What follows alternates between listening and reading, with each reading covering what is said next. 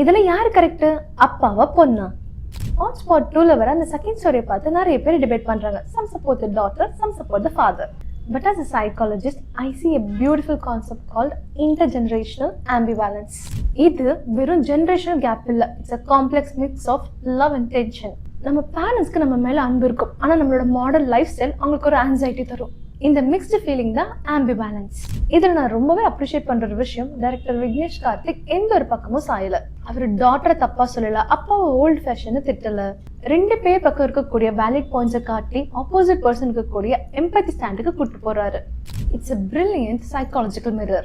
அந்த அப்பா கேரக்டர் ஒரு டைலாக் சொல்லுவாரு, இடம் பொருள் ஏவல். சைக்காலஜில இதுக்கு பேரு கான்டெக்சுவல் இன்டெலிஜென்ஸ் சொல்லலாம். ஃப்ரீடம்ங்கிற பேர்ல பாஸ் முன்னாடியும் பர்த்டே பார்ட்டிக்கும் ட்ரெஸ்ல வர்றது உரிமை கிடையாது. இட்ஸ் லேக் ஆஃப் எம்பத்தி.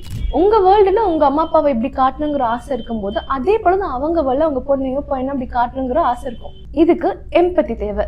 எல்லா நாளும் இப்படிதான் இருக்கணும், இப்படிதான் ட்ரெஸ் பண்ணணும்னு சொல்றதுதான் டாக்ஸிக். ஆனா அவங்க சர்க்கிளுக்கு முன்னாடி இப்படி வா சொல்றது கண்ட்ரோல் இல்ல.